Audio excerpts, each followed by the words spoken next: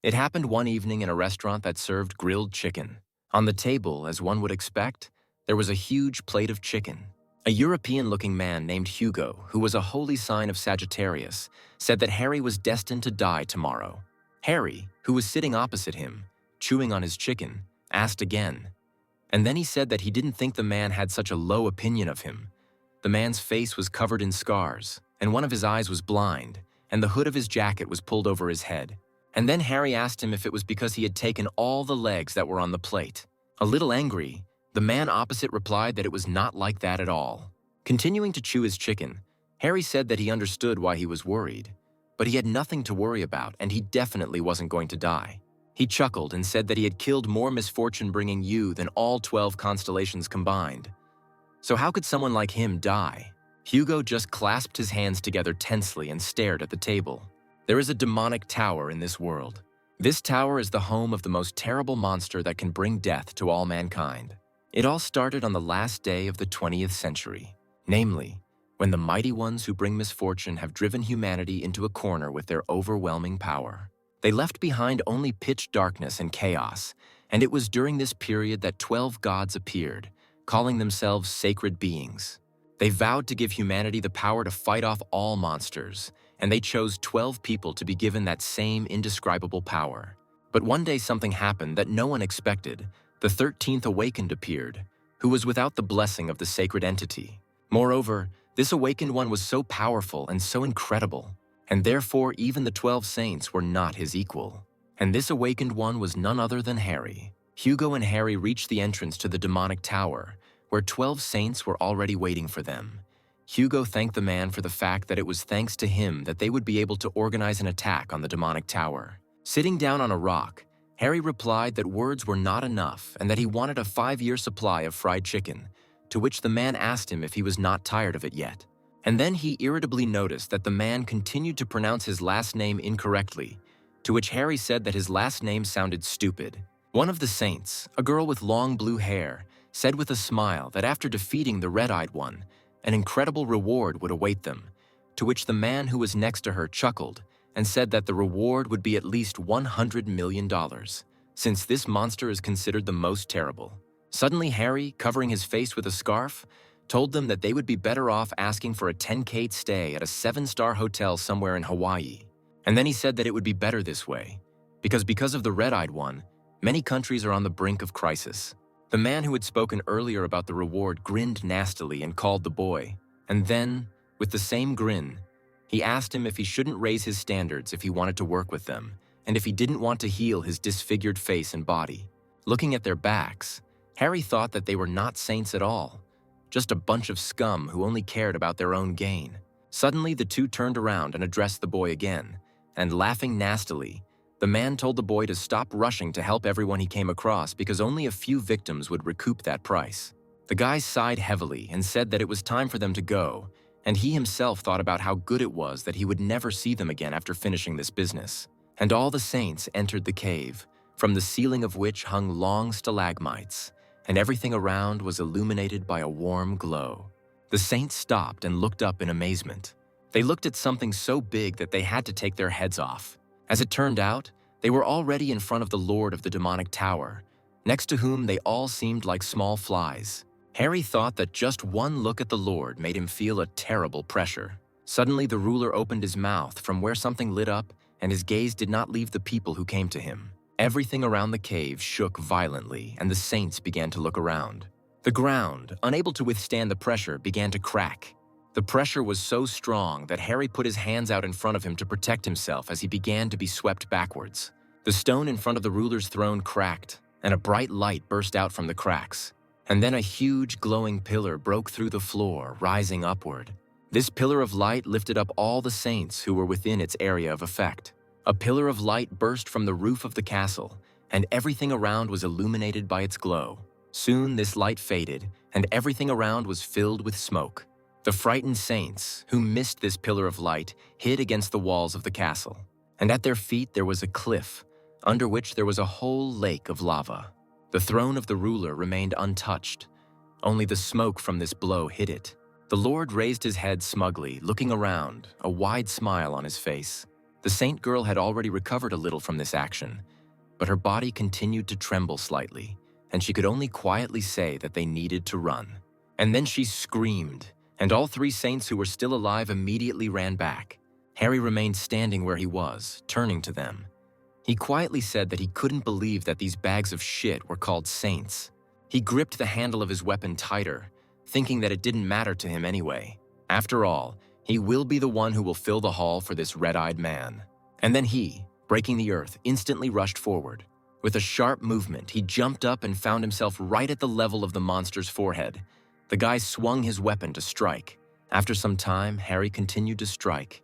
He didn't know how much time had passed, but he didn't stop killing monsters. His eyes glowed with a terrifying blue light, and in his teeth there was a dagger. Only one thought was in his head. I must cut up monsters.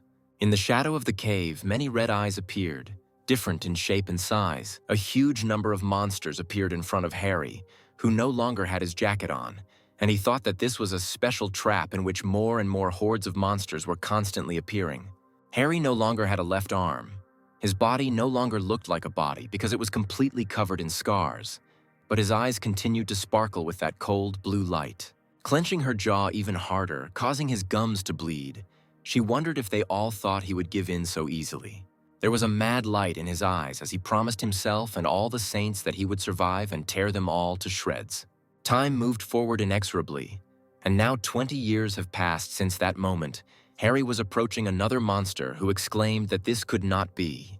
He asked the man how he got there, to which Harry replied that he was the last one left.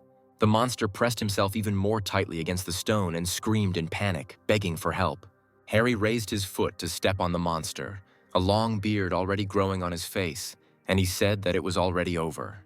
Then he crushed the monster's head with his foot, sending blood spraying into the air. Standing in front of the corpse of the last monster, Harry sighed heavily and tiredly. Looking up at the sky, he noted that it was finally over. But suddenly everything around began to shake, causing stones to fall from somewhere above. The man weakened and began to fall to the ground, weakly saying that he would finally be able to get out of here, and everything around him continued to shake. And so he fell to the ground, and the stones covered his body. After some time, it was already daytime outside. The high-rise buildings of some city had long since been destroyed, and the air was brown from dust and dirt. The boy running next to the older man said that he had said that this was not the best way, to which the man replied that he had not known that things would turn out this way, and that he had been told that today was safer than usual. And as it turned out, several high-ranking monsters were chasing them. The guy, with tears in his eyes, exclaimed that everything was bad, and the fortune teller told him that he would meet a monster today, and that he shouldn't associate himself with blood. One of the monsters suddenly pushed off the ground and jumped, and then he stepped right between the boy and the man to keep them running. The guy fell to the ground, and in anger, he hit the ground with his fist. As it turned out, they were now surrounded by these monsters, and therefore could not do anything. Getting to his feet, the boy thought that if only Master Harry could return from the demonic tower, those damn monsters would not dare to be here. And suddenly the gates of the demonic tower swung open. The boy and the man stared at this in surprise, and then there was an explosion. Trying to protect themselves from the gusts of wind, the boy and the man put their hands in front of them. And as it turned out, part of the land was simply destroyed, causing a circle to form on the earth. The boy and the man were buried under rubble, and the second asked what it was. Suddenly he called out to the boy, calling him Charlie, and said that someone was coming out of the destroyed tower. And indeed, someone came out of the tower, and his strong hand appeared with veins bulging on it. A lonely figure stood in the midst of this ruined area. Someone clenched their hands, cracking their fingers, and he sighed with relief. Dark lightning appeared from his body, and the man exclaimed that these bastards had struck him in the back and left him to rot in this hole. He suddenly thrust his hand forward and shouted that they were now in complete shit. He then struck one of the wolf-like monsters in the jaw, and he sold another one with his foot on the ground. The man who was still under the rubble said that he couldn't believe that this man had easily dealt with orange-class monsters, and even high-ranking ones weren't easy to kill. The man continued to beat the monsters, and a whole mountain of them accumulated under his feet. Then he got distracted, and then he suddenly jumped up, causing a column of dust to rise into the air. And then with one foot he smashed the debris under which Charlie and the man were, and they recoiled in fear. Falling to the ground, Charlie asked the man why he decided to attack them, to which the man merely said that it looked like his work here was done, and the others breathed a sigh of relief. And then Charlie asked his friend if this wasn't a real sensation, because some person was able to get out of the tower, to which he replied that this couldn't be, and he just happened to be nearby. Suddenly a shadow fell on the place where they were still sitting on the ground. As it turned out, it was a huge wolf, its eyes glowing red and drooling from its mouth. The men sitting on the ground screamed in fear that it was the leader of the pack. And then one of them shouted at the man that he advised him to ask for his legs from here.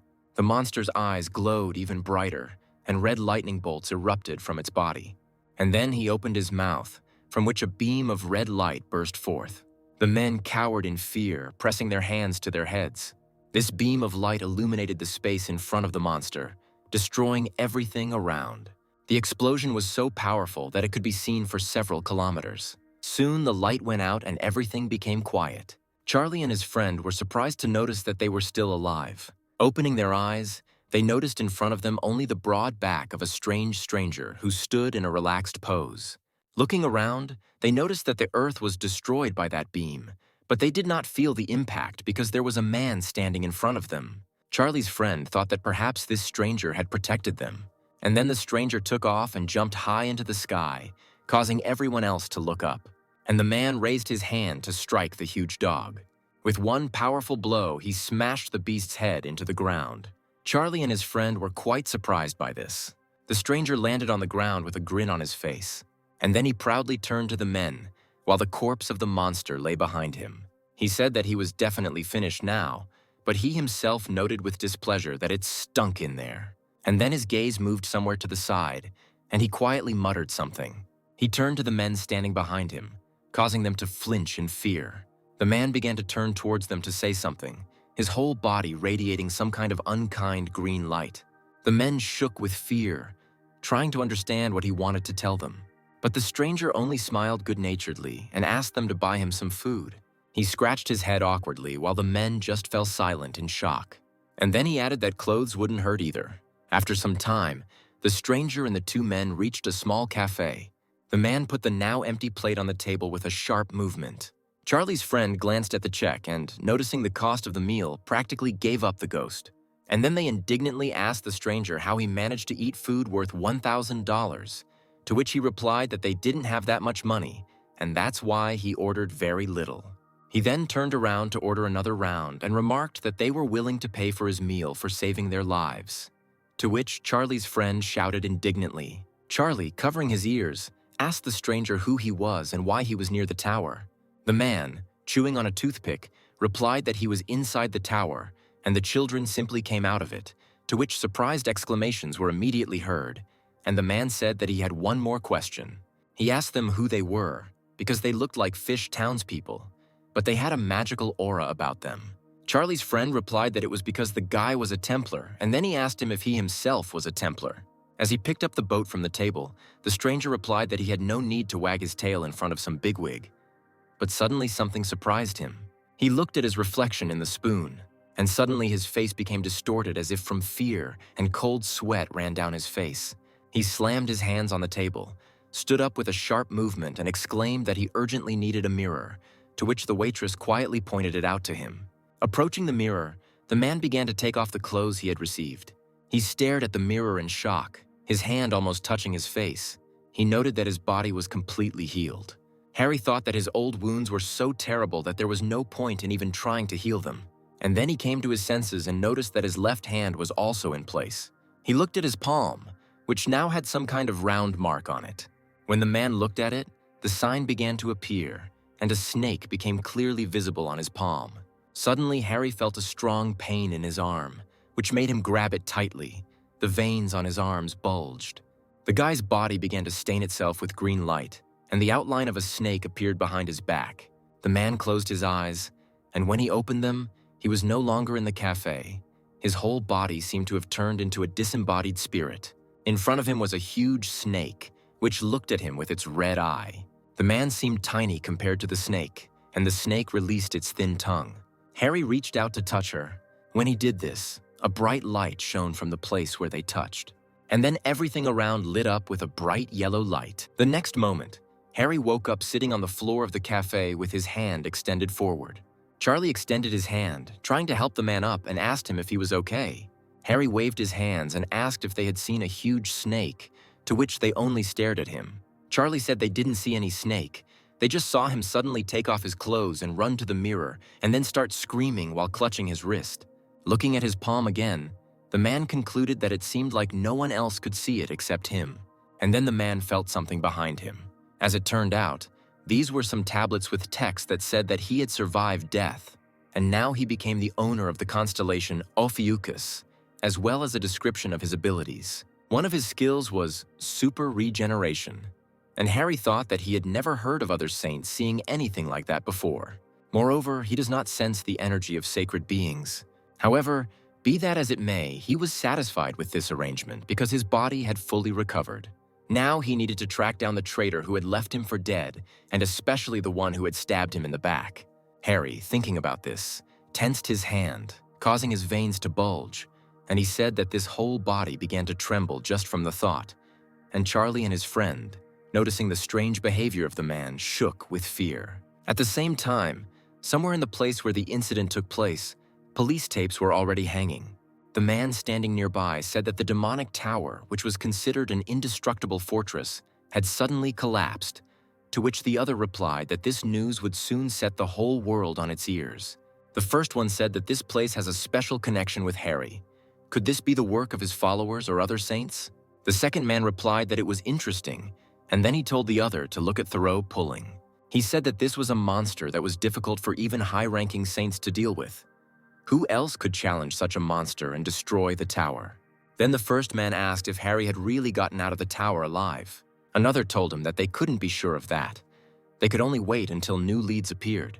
At the same time, something was happening in one of the city's multi-story buildings. There were many cameras in one of the rooms of this building.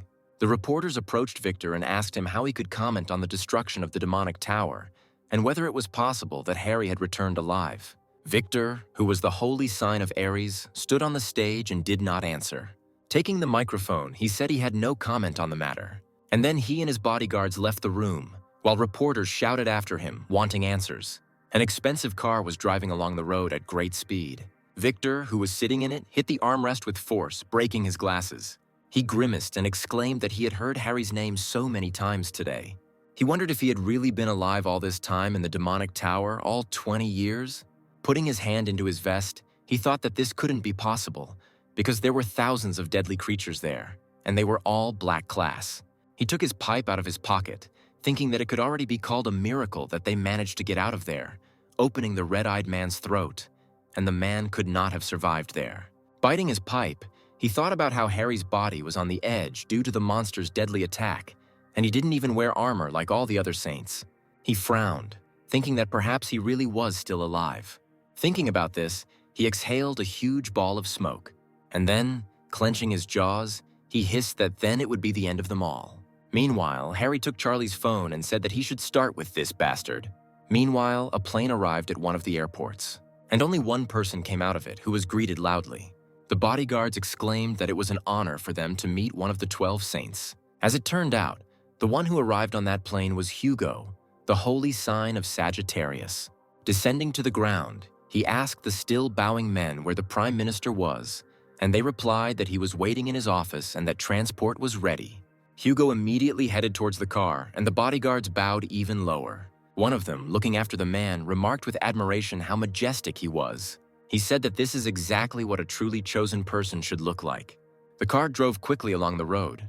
Hugo sat silently on the seat, crossing his legs and looking out the window. Suddenly his phone vibrated. Somewhat annoyed, he thought that it must be those annoying reporters again, and he couldn't believe that rumors about Harry's return had become so popular. He angrily turned the phone face down and exclaimed that 20 years had already passed, and his phone finally went silent. Frowning, the man stared out the window again. He remembered his words to him 20 years ago about Harry being destined to die tomorrow. He remembered Harry telling him that he had no idea he had such a low opinion of him. He thought about how when they attacked the Demon Tower, at Harry's request, he went outside and held back the incoming monster eagles. He wanted to believe that his premonition was deceiving him, and that Harry would be able to get out alive. That day, after leaving the cave and meeting the other saints, the wounded Hugo asked them why Harry was not with them.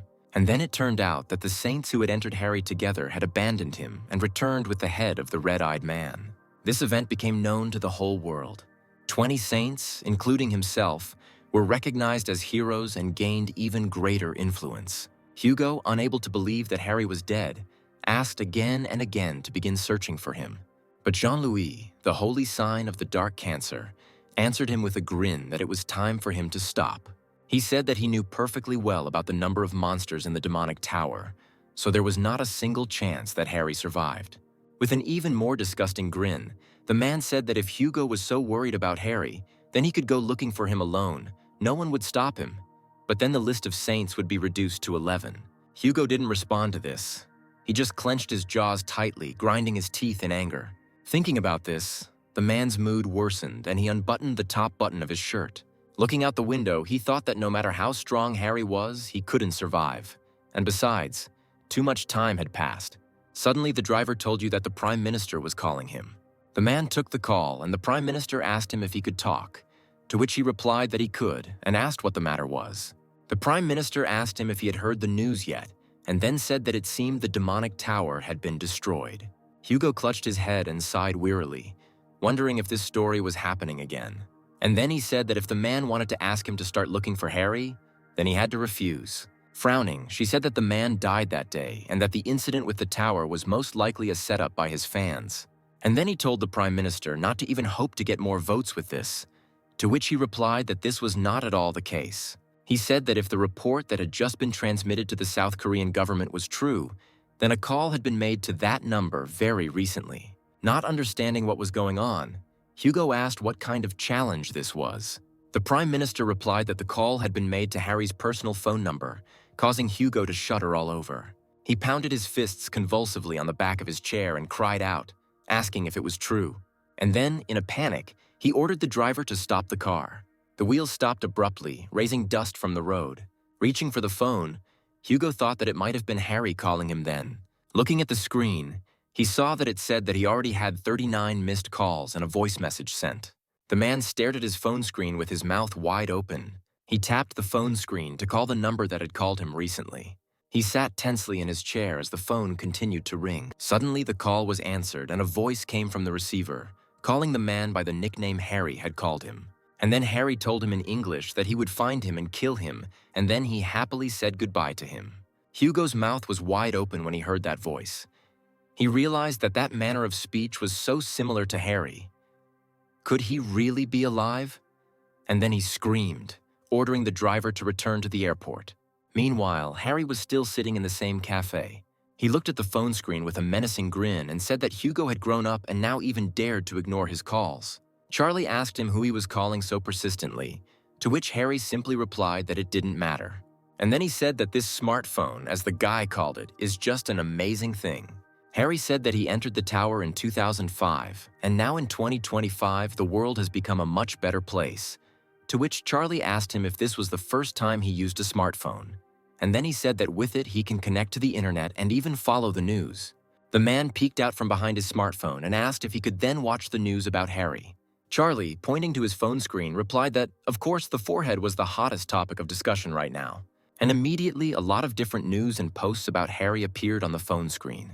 However, all the comments were negative. Some were afraid of Harry, others didn't respect him and called him a loser.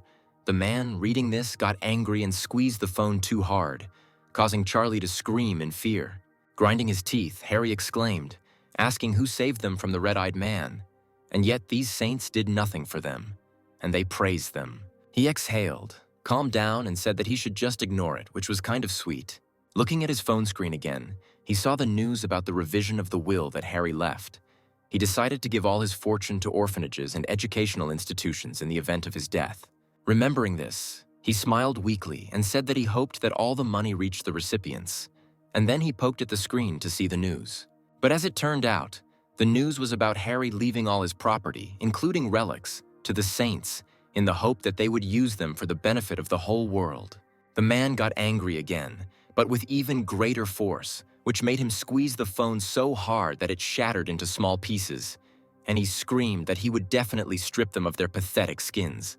Charlie fell to the floor next to the remains of his phone, a stingy tear running down his cheek as he said goodbye to the phone. Sitting back down at the table, Harry thought about what he should do.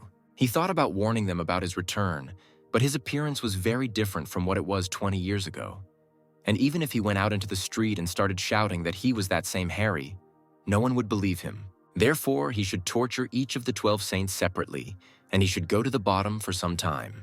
Suddenly, he felt something approaching him from behind. A message appeared warning him that he was being watched, and Harry noted that he recognized the aura.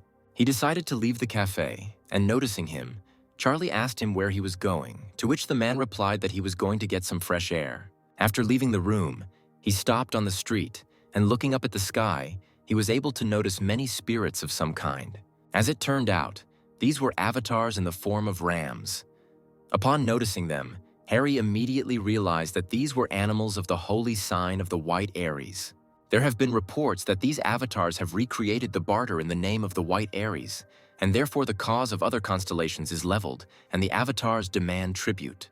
Clenching his fist in his hand, the irritated man said that even if they were sucking up to the sacred entities, who were they trying to command? However, then he heard someone calling his name, which made him turn around, still irritated. It turned out that it was some couple of people, and the man said that everyone was doing nothing but talking about this Harry, and the noise from this chatter would soon finish him off.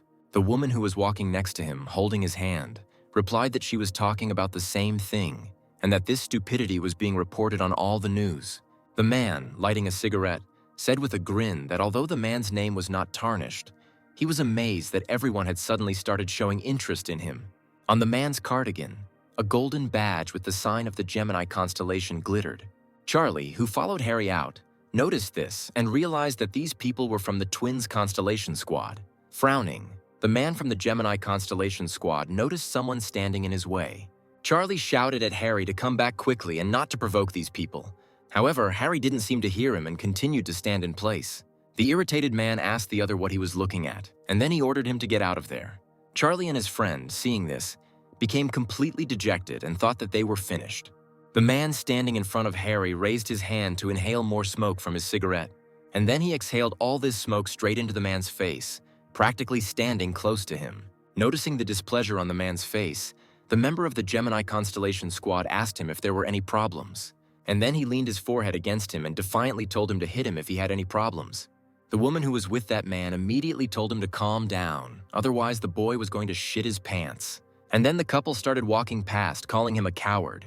They started to drift further and further apart, and the man said that all these idiots who were fanatics about Harry were no different from each other, and the woman supported him. And then she asked why this weakest saint was so popular with everyone, and whether the very act of canonizing him as a saint was not absurd in itself, and these questions seemed to pierce the man's head.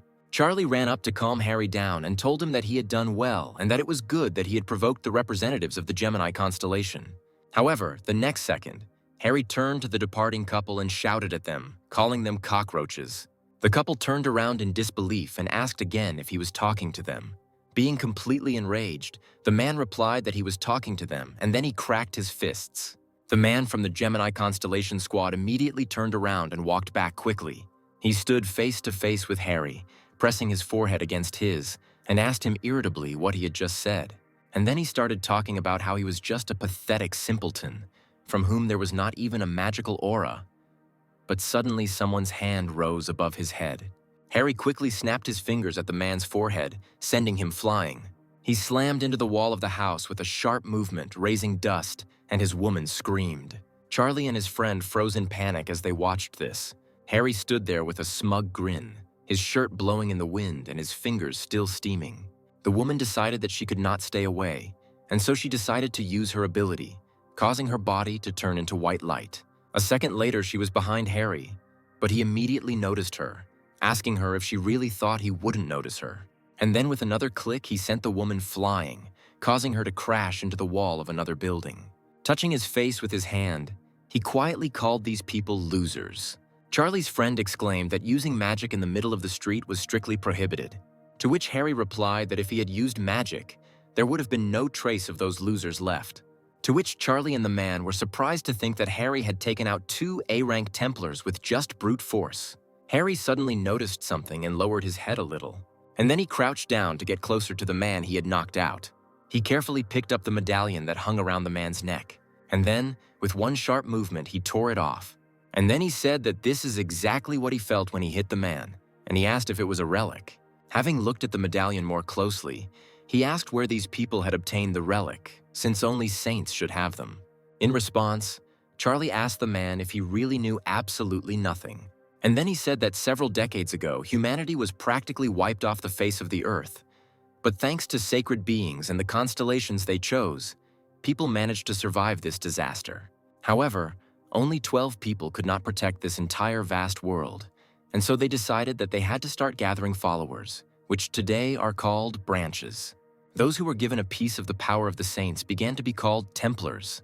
Such people began to be divided into ranks according to their level of power, first saints, then cardinals, then bishops, and finally Templars. The main source of power for the Templars is their faith, so there is strong competition between branches to attract new followers, and thus the chosen Templars receive relics from sacred entities from time to time. Hearing this, Harry thought that things had changed a lot in 20 years, but suddenly the guy pointed something out to him. As it turned out, the avatars that had previously simply hung in the air were now all gathered around the man. There have been reports that the avatars of wealth and greed, associated with the constellation of White Aries, are enjoying this situation. They demand that the man quickly deal with the couple, and for this they promise a worthy reward. Charlie's friend, his mouth wide open, was leaving about Harry attracting the attention of the avatars. These avatars were like reflections of the sacred beings themselves, and standing in their way was like challenging the gods themselves. The man exclaimed that they should hurry up and do as they asked, but Harry only laughed. He snapped his fists again and said that now he understood why he had felt that the stinking aura of Aries was so present, and that they were intending to fill their bellies just like that pig.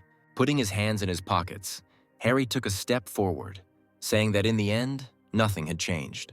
He kicked the ground hard, causing the stone to crack, and everything around began to fill with Harry's turquoise aura. This aura began to attack the Aries avatars, causing them to make sounds of pain. A bright light illuminated everything around, causing Charlie and his friend to cover their eyes with their hands. And then the avatar barrier began to slowly disappear, and soon there was almost nothing left of it. And Harry said that they were showing off no matter what, even though they were worthless losers. Charlie looked around in surprise, not believing that the White Aries constellation had retreated. Looking at Harry again, he thought that this man was not an ordinary person. Harry called Charlie by name, and he immediately rushed to respond. And then he asked the guy again whether he had said that this couple belonged to the branching of twins. The guy replied that it was true, and in their country the twin branch had the greatest influence. It was an elite group that had gathered 2/3 of all major corporations. Then Harry asked if that meant they had a lot of money. He grinned menacingly and asked that then the clothes they wore must be expensive too. The man again went down to the other one and began to take off his clothes, saying that it was time for him to make some good money. After some time, all three reached some house. Pointing his finger at one of the windows, Charlie said that he lived on the second floor, and his friend said that his door was right next door. Charlie bowed to Harry and thanked him for saving his life and even walking him home. However, there was no response, so the guy carefully opened one eye. Yawning, Harry asked them if they were going inside, because he was already sleepy, and he had clothes in his hands, while Charlie thought indignantly that this guy had decided to spend the night with them. But the boy still asked the man into the house, and he quickly took off his clothes, and strands of black hair flew onto the floor. Harry, now with his hair cut short, stood in front of the mirror, his hands on his hips, and then he looked at himself in the mirror and grinned. Charlie, seeing his new look, raised his finger up and said admiringly that his short haircut suited him very well. He exclaimed that the man looked even cooler now, causing Harry to become a little embarrassed and look away. He smirked as he thought about how in the past, due to the side effects of his abilities, he treasured every hair. Who knew that now he would be fine with it? But then he heard some sound and frowned. As it turned out, it was a mosquito, and the man asked what this attractant forgot in the apartment. With a sharp movement, he grabbed it and squeezed it tightly. When he released his hand, the remains of the attractant fell to the floor, and Charlie raised another finger up and said that even experts couldn't do this. And then he began to catch even more of the tempting ones. He asked why they were so attracted to him, to which the guy replied that perhaps his smell was what was attracting them. But Harry, looking around, said that this usually happens when something is wrong with the house. His gaze caught on a shelf that was filled with all sorts of things, and he said that now it was clear why these creatures flocked here, and who would keep such abominations in the house anyway. Charlie said that all these things were received from the twin constellation personally. The guy said that these artifacts did not belong to him, but the saint blessed them. But suddenly something cut the statuette. The boy fell to the shards in panic, and Harry looked at his hand with disgust. Then he took the mask in his hands and said that this thing is intended to follow the buyer. Continuing to rummage through the boxes, he threw out all the artifacts, along the way reporting what they do, and their effect was not good. The man asked whether these saints had not only appropriated his property, but had also started selling such disgusting goods. The man became very angry and said irritably that the very thought made him furious. He shouted loudly for the guy to throw it all away, and at that time someone was standing by the door and heard all these shouts. Charlie was hopelessly trying to take at least one artifact from the man, when suddenly the door opened, and a red-haired guy appeared in pursuit of the apartment. Harry asked who the guy was, and Charlie started to break out in a cold sweat and quietly called the guy's name, calling him Scott. Scott's face darkened and he asked again who he was. And then he himself answered that he was the owner of this apartment, and suddenly his blue aura burst out. Hearing this, the man immediately calmed down, and the entire apartment was in chaos with broken artifacts. Meanwhile, Victor was already at his residence. He, in shock, asked again about the Korean avatars having disappeared. The subordinate, who was kneeling in front of the stairs, replied that this was indeed the case and that it had caused a great deal of fuss in Korea. Gritting his teeth, Victor wondered who could have done something like this. He thought that the avatars were direct representatives of sacred entities, and therefore only someone unusually strong could disperse them. The man told his subordinate to contact the other saints and ask them if she had anything to do with this. The subordinate replied that he understood, but the shooter had not been in touch for a long time, to which the man replied that this was no cause for concern, since Hugo had warned that he was going to get a new position in the UK. The subordinate then said that they were informed that upon arrival at the UK airport, he immediately transferred to another flight. This made Victor turn around and he asked where the man was heading, to which he was told that Hugo had gone to South Korea. Victor thought, rubbing his chin with his hand. He thought that Hugo was on good terms with Harry. So could his actions be connected to tears about the return of that bastard? Could it be that he actually survived? The man cursed quietly and grabbed the candelabra. And then he shouted that this was all ridiculous nonsense and threw the candelabra at the floor, which his subordinate barely managed to dodge. Victor cried out for him to report to him more clearly, and then he asked what else was there. The man replied that an unconscious branching Templar had been found at the place where the avatars had disappeared. He was lying in the middle of the street wearing only his underwear. And also, according to witnesses, before this he got into a fight with a handsome young man. Victor latched onto the word handsome, and then he assumed that it couldn't be Harry, since his face was covered in scars. He thought that things weren't going too well anyway, and it was entirely possible that he had managed to get out alive. For some unknown reason, the Korean avatars disappeared, and what's more, they failed to finish off the Spider Queen. Victor clenched his fist tightly, thinking that at this rate his position could be in jeopardy. And then he ordered that his plane be prepared, to which his subordinate raised his head and asked him if he was really going to go there personally. The man answered in the affirmative and said that he wanted to see everything with his own eyes. He grabbed a coat that was lying nearby and swung it around, throwing it over his shoulders. He frowned and said that he absolutely had to see for himself all this hell that was going on in Korea, and he walked forward, lighting a cigar. Meanwhile, the member of the twin branching was taken to the twin branching hospital in Korea. The man was lying on a bed with sensors attached to his chest, and on his face he had a breathing mask. An old man approached the man's bed. His hair was gray and his head was almost bald. His face had age spots. The old man exclaimed, asking who dared to harm his granddaughter. When no one answered him, he turned to the man standing against the wall, and the man said that there was no need to worry so much.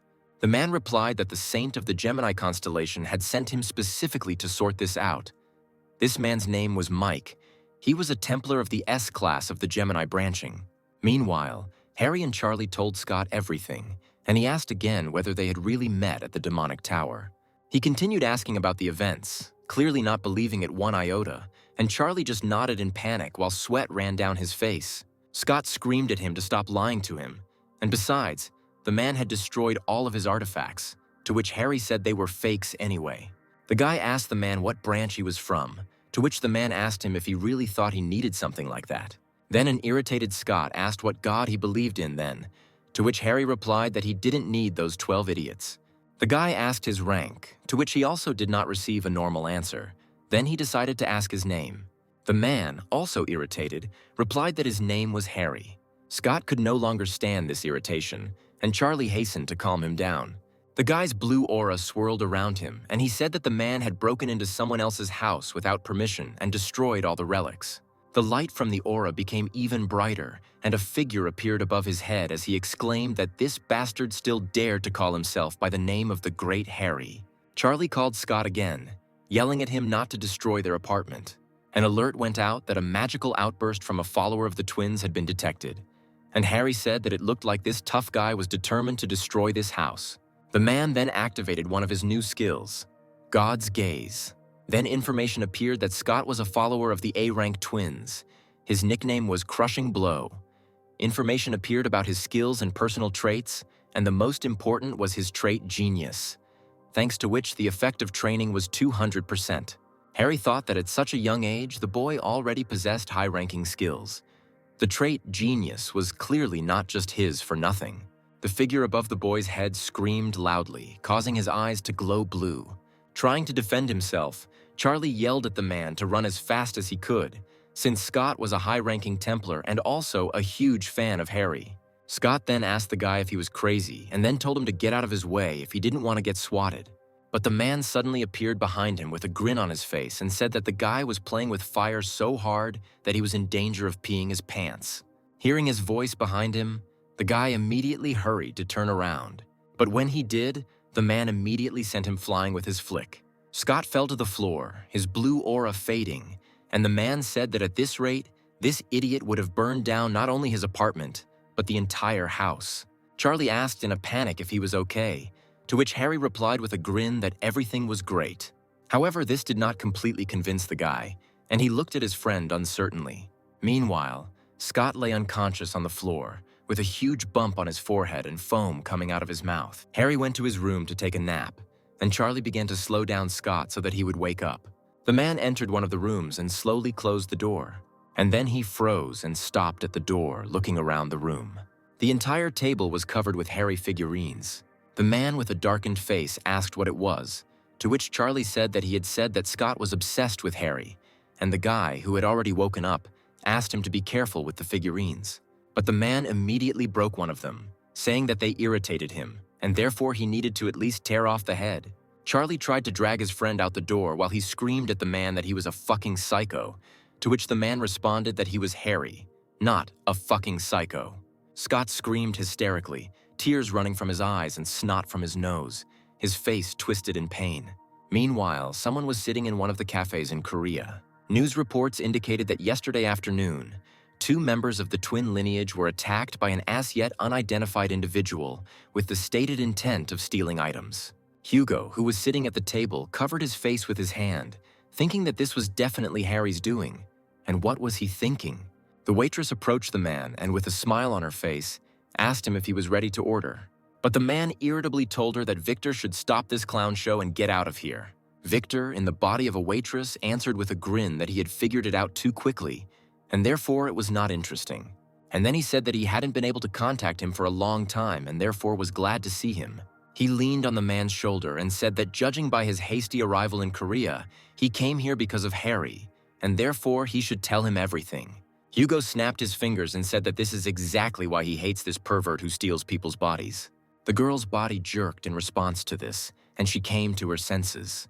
And then she asked, confused, what she had just done.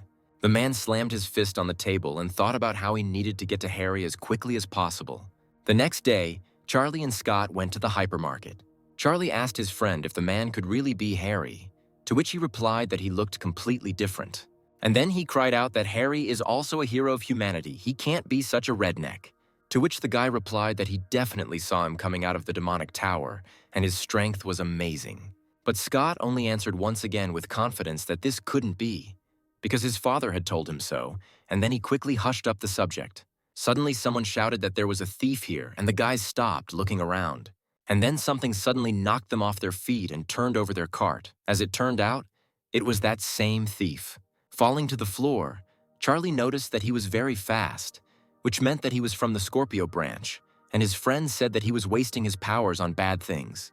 The thief began to rush quickly from side to side, stealing everything he could. The thief thought that these pathetic Templars could never catch up with him. He gave up his teeth, thinking that he had already made enough money, and therefore it was time for him to go. But before he could do so, someone hit him in the stomach, stopping him. The blow caused the man's eyes to open wide and turn red, and drool began to flow from his mouth. It turned out to be Harry, and Charlie asked him what he was doing there, to which he replied that he had forgotten to tell them to buy some chicken. Then someone told the man that he was very good, since he was able to catch a member of the Scorpion branch, considering their speed. It turned out it was Mike, and he said that the man was just an ordinary follower, and therefore it would be better to call the police next time. Harry looked at the man and wondered what kind of guy he was. But the next moment, the whole backyard began to shake, which made the men turn away from each other. The rest of the people in the hypermarket were also scared by this shaking. The thief, who had already come to his senses, thought that this was an excellent chance for him to escape, and then he quickly rushed forward towards the doors. He thought that he could have been caught because of this strange man, but the earthquake came in handy. But suddenly he noticed that the floor in front of him began to crack. He managed to stop, and the next moment a huge monster in the form of a centipede jumped out of the ground. The thief raised his head and asked why the attractant appeared in the green zone. He took a step back, thinking that he needed to get out of here before it was too late. And then he jumped high into the air. The man grinned and thought that even though this creature was strong, it would never be able to catch up with him. At that very moment, a monster's wide-open mouth appeared at the side of the man, causing the man's face to freeze. The monster devoured the man, and then he sank to the ground, and the crowd could only watch. And as it turned out, there was someone sitting on the monster's back. The Spider Queen looked coldly at the crowd below with her red eyes. A message came from the loudspeakers that an emergency had occurred.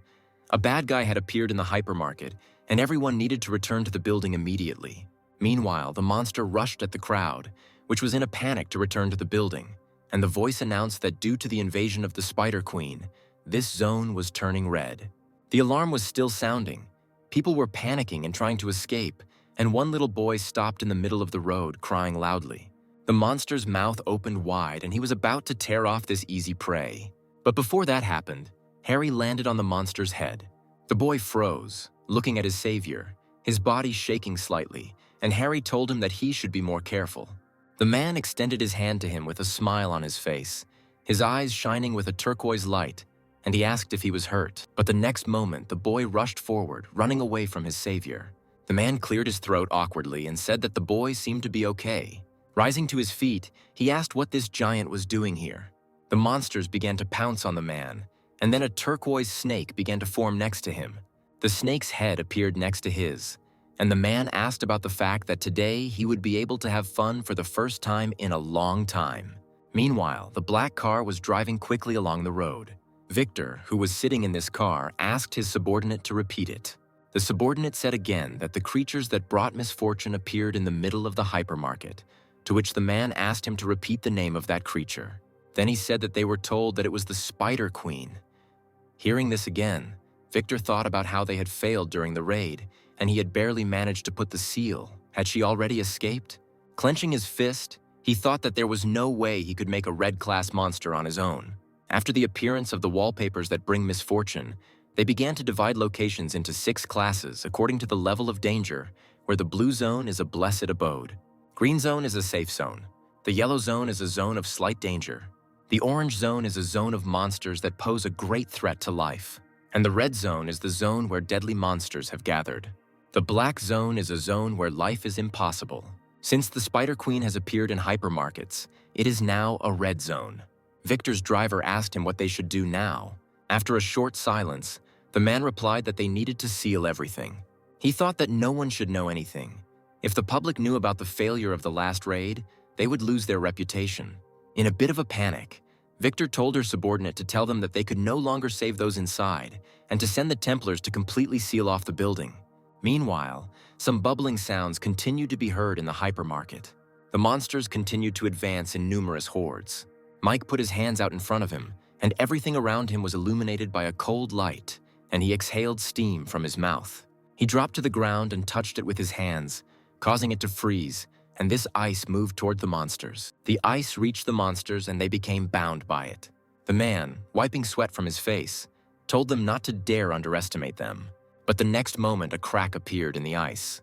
And then, with a furious roar, the monster broke through its icy cage.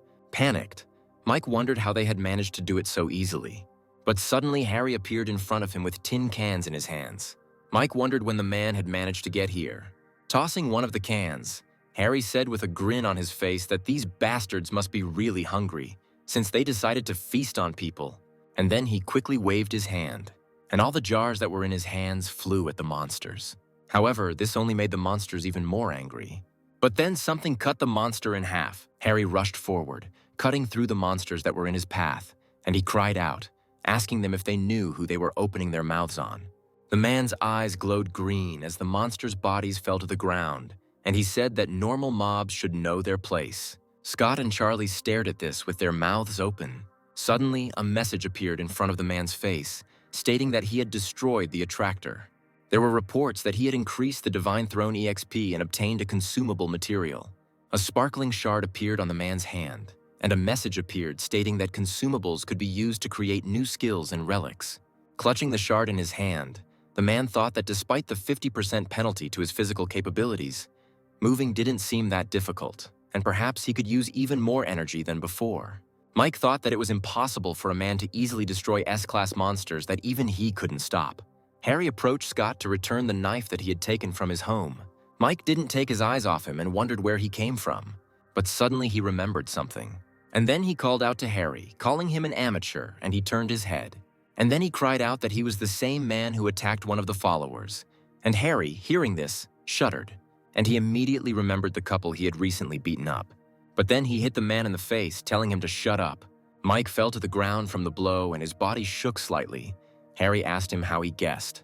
Mike exclaimed again, asking him how he could not recognize him. And then he pointed out that the man had put on the clothes and badge of the man he had beaten. And he said that this badge is an S-rank relic, given only to the Templars of the Twin Branch. And then he cried out that he was sure that all the man's strength was hidden in this badge, and Harry only disgustedly took it off himself and asked how this nasty thing ended up on him.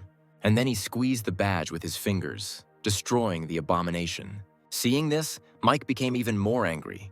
Dusting his hands, Harry said that the relic was nothing more than a decoration, and he couldn't believe that those bastards hadn't changed a bit in 20 years.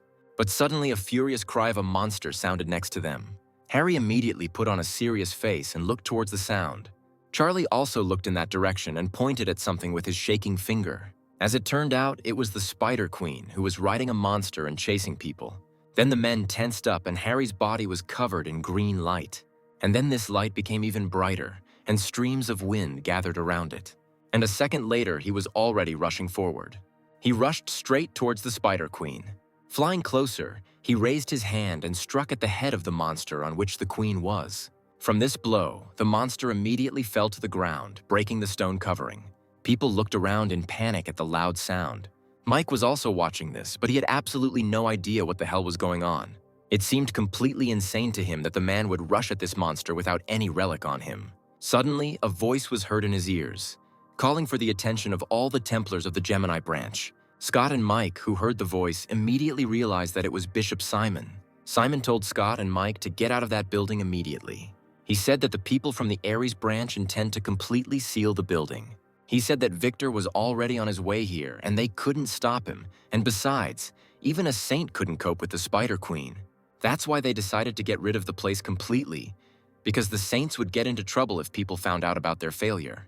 He asked Mike if he had a teleportation skill, and then he told him to take Scott and get out of there. The man's eyes began to dart nervously around the building. People were injured and some could barely move on their own. Everything was almost resolved, but the monsters continued to crawl out of the crevice, and only Harry still fought with the Spider Queen. The man's body suddenly began to tremble. Simon asked him if there was any problem with them leaving together. With a crazy face, Mike replied that there was no problem. Scott cried out, asking what he was talking about. The outside help was clearly not enough. Didn't he understand how badly they were stuck? He asked him if he really wanted to leave all these people to die. After a short silence, the man replied that he understood everything. But what will people think when the Spider Queen appears in the middle of the city? Hearing this question, the guy froze and asked again. Mike replied that then people would begin to reproach the branches of the constellations, and their faith would weaken, and because of this, their strength would also waver. He took out his phone and said that he could only take one person with him, and Scott would go with him since he was ordered to save him. Scott cried out that he couldn't leave his friend here to die, and besides, a lot of people hadn't had time to evacuate yet. The man gritted his teeth and said that now was not the time for his whims. He said he had no desire to die here because of an incompetent freak like him, and the man's hand began to turn into ice. Steam from the ice swirled around him, and he said he would have to kill all the extra cargo so the guy wouldn't have much of a choice. These words angered the guy, and a blue light appeared around him. The guy stood in a stance, and flashes of blue light flew around him.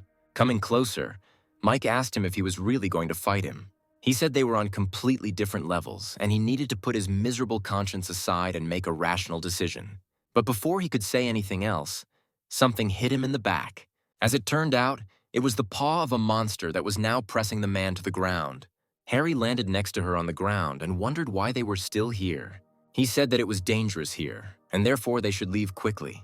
Charlie called out to the man happily, and Scott said that the draggers had blocked the exit so they couldn't get out of here.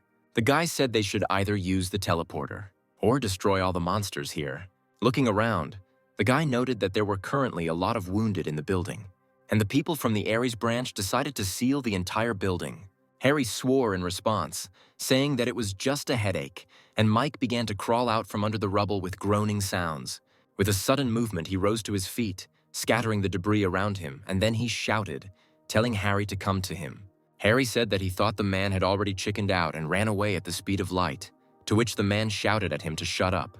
Mike grabbed the phone and shouted that they would see who could get out of here alive, and maybe he could get out alone. But before he could press the button to teleport away, a web appeared behind him. As it turned out, it was the Spider Queen who launched a web at the man, grabbing him. Mike turned around in panic and swore quietly. Then the monster pulled on its web, throwing the man into its mouth. The phone fell out of his hands and hit the ground with a dull thud. Harry, without a second's delay, turned to the boys standing behind him. Turning around, he told them to take care of the wounded, and he would sort everything out here, and then he would join them.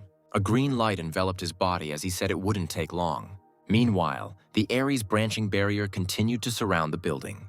Victor had already arrived at the scene, and he asked his subordinate about the current situation, to which he replied that their people had already practically sealed off the hypermarket. The building was cordoned off. Victor asked if the work was going too fast, considering that they had started it long before his arrival. The branching people who created the barrier asked why the protection was not holding up properly, as if something was about to break out. And at that very moment, a bright light illuminated the entire building. This caused a wind to rise, and Victor's subordinates began to defend their commander. And the next moment, a huge turquoise snake burst out of the building. Victor exclaimed, asking what the hell was going on here. Where did the snake come from? People ran out of the hypermarket with frightened screams. This crowd was met by Victor's subordinates, and the crowd screamed for help, and they said that there was some guy there fighting the queen alone. Hearing this, Victor wondered what they were talking about because he couldn't even contain such monsters on his own. And then he stepped forward and said that he would see with his own eyes, in response to which his subordinates exclaimed that it was dangerous. But this did not stop the man. And the next moment a gust of wind arose, and the man's figure became blurry. Victor jumped up sharply, pushing off the walls of the building. He jumped into one of the broken windows. He looked up and saw something that shocked him, and he swore quietly. As it turned out, what he saw was the lifeless body of the Spider Queen. The man's face twisted into a frightened expression as he wondered who could have done such a thing. Looking around, he noticed that there was a real massacre here. He wondered what it was. Whether someone was deliberately hunting the Spider Queen. Clutching his head, he said that with every second his headache was getting worse, and that he already had enough problems. Suddenly he felt a familiar energy and looked somewhere to the side. Following this energy, the man ran to the window to see who it belonged to. Looking out the window, he saw a familiar figure and wondered what that bastard was doing here. As it turned out, that bastard was Hugo, who had already arrived in Korea. He stepped one foot on the edge and wondered if this could all have been Hugo's doing. Then it would make sense. But then a voice came from behind him. asking if he missed him, and it made the man's body shudder. Harry, who appeared behind him, his eyes sparkling, asked him what was the matter, what was wrong. He asked him with a smirk on his face what that expression was, since they hadn't seen each other for so long. Victor immediately hurried to turn around to look at the other, but he was too shocked to utter a word. Meanwhile, rescuers arrived at the hypermarket and began evacuating people, and Charlie and Scott were sitting on the ground, wrapped in blankets. Scott wondered if the man could really be Harry, because even though he looked different, his movements were definitely similar. Suddenly, someone shouted Scott's name.